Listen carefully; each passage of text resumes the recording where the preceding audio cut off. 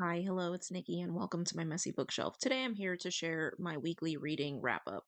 So, it has been a very, very eventful week for me in my reading life.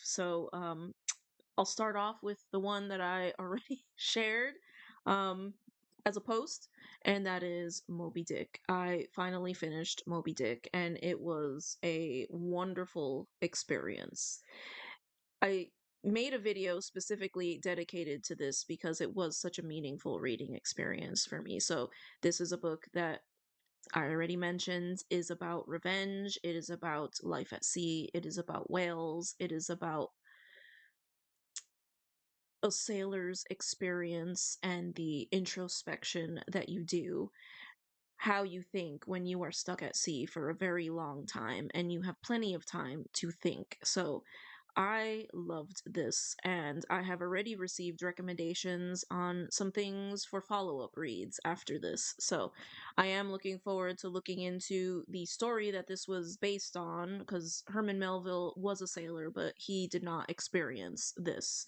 So this was based on a story about a whaling ship called the Essex, and I am very much looking forward to that. And we already know that that is in my wheelhouse: shipwreck, mayhem, and adventures on the high seas.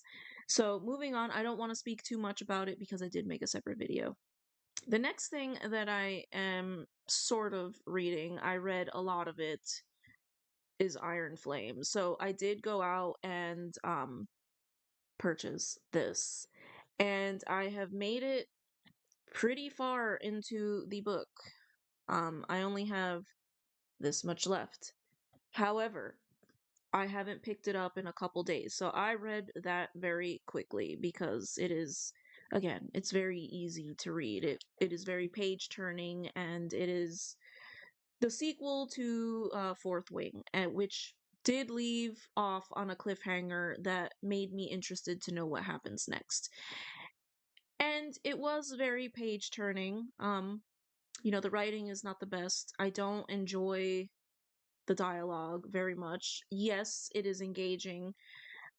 I find it odd when fantasy novels are largely based on dialogue, and the dialogue is, the language used is, like a 16-year-old American high school student. So I did stop reading it. I don't know if I'm going to finish it. I might finish it, but I got also really tired of the angsty love story. So, it's I want to know what happens because it is an intriguing world that she created. However, it was getting a little old. The emotions of these young people, and the constant sex, like it was getting old. So that's not for me. I know for some people that is very appealing. For me, that is not. So I don't want to read about that every few pages, so we'll see. I may finish it. I've made it so close to the end. I do want to know how it ends, but I was getting a little tired of it. So the next thing that I have made progress with is one I started last week, and that is the Eyre affair. And I will say this has been on my shelf for years.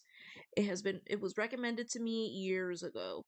And the concept is wonderful. It is an alternate reality set in, I think, the 80s in England, in the UK.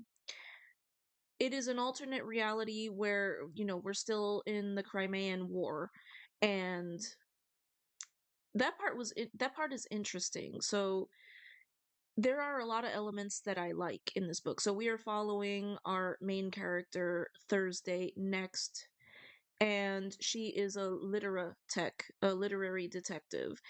And time can be manipulated in this world, and you can go into, or some people can go into novels and, interact with the characters on the page. But there was just so much going on in this novel because we have the time aspect, we have the alternate reality, we have the thriller aspect, we have um reincarnated animals that are extinct in our world.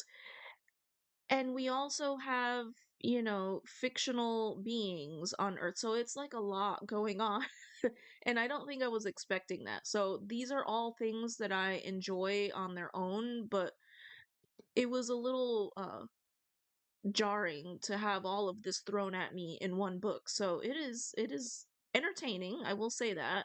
I do plan on finishing. I'm about halfway through. I just was not expecting that. So I have been reading this, and then I did pick up something else because I did finish Moby Dick and I was feeling the need to move on to something else a little bit different and shorter. And I picked up The Great Gatsby. And holy moly, I started this yesterday and I am over halfway done, and I could not put it down yesterday. So I think this may be the first thing that I finish after finishing Moby Dick. It will probably be this and then this. I am just loving the glamorous story about, love. I mean, it is about love, forbidden love, but I am loving this way more than I expected to. It's one I've avoided for a very long time, mainly because my husband hates this book. So he's always told me how much he hates this book, and so we don't always have the same reading taste. He doesn't read all the time, but he does read. Uh, and he hated this book. So I don't know why I put it off for so long. That's probably why. But I will probably sit down after filming this video and finish this book because I am loving it so far. Just the one sitting that I had with it. And I did not want to go to bed last night, but I did. And then finally, the one that I did not pick up at all, even though I am like right at the end, is How to Read Literature Like a Professor by Thomas C. Foster. This was one I thought I was going to finish, but I was just so close to the end of Moby Dick, and the tension at the end of Moby Dick, I just wanted to read and read and read. And then, reading all these other things, I just never picked this back up. So goodness, I only have maybe a chapter or two left. So I do anticipate finishing this week before the end of the month. It's just, it wasn't on my mind. So this is a humorous um, nonfiction written by a literature professor, and it goes over different ways to read more deeply, things to maybe focus on when you're doing your reading. So I was enjoying it. I really liked it, and yeah. Something else I forgot to mention with the Eyre affair. I did get the audiobook and I have since returned it because I really feel like I was missing out on a lot with the audiobook. So I'm not reading any audio, or I'm not listening to any audio this week, and that's a little strange for me. But there's so many different little literary references in here that you would only get if you saw them written. So, and then little tongue-in-cheek things, like there was a character named Mr. Shit, Schitt, and when I heard it on audio, I was like, "What?" But seeing it written on the page, I was like, "Okay."